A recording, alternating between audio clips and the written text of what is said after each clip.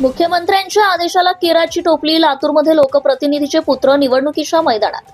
राज्यामध्ये एकूण 12 ठिकाणी जिल्हा परिषदेच्या निवडणुकीस सुरुवात झाली आहे. यामध्ये अनेक दिग्गज नेते आणि कुटुंबीय आपले नशीब आजमावताना दिसत आहे.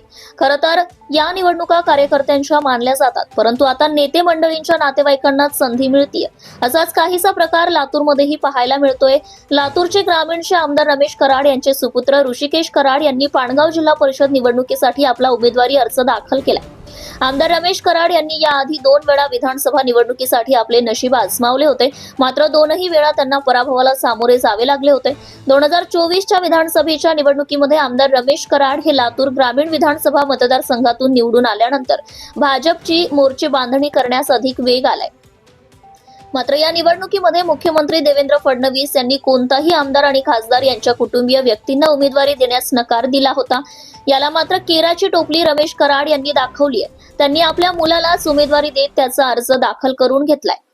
जिल्हाध्यक्षांची पत्रकार परिषदेत घोषणा. परंतु विशेष म्हणजे जिल्हाध्यक्ष बसवराज पाटील यांची पत्रकार परिषदेमध्ये एकाही आमदार खासदार यांच्या कुटुंबातील सदस्यांना पक्षाने उमेदवारी दिली नाही असं म्हटलं. मात्र रेणापूर तालुक्यातील पाणगाव जिल्हा परिषद गटासाठी आमदार रमेश कराड यांचे सुपुत्र ऋषिकेश कराड यांनी काल आपला उमेदवारी अर्ज दाखल केलाय. त्यांची उमेदवारी वापस घेण्यासाठी मनधरणी करण्यात आली आहे. ते आता उमेदवारी अर्ज वापस घेतील का याकडे सर्वांचं लक्ष लागलंय. आमदार पुत्रांनी उमेदवारी अर्ज दाखल केल्यामुळे कार्यकर्त्यांमध्ये मोठ्या प्रमाणात नाराजगी पाहायला मिळते. त्याचबरोबर माजी खासदार सुधाकर शिंगारे यांच्या मुली देखील भाजपाकडून उमेदवारी अर्ज भरलाय.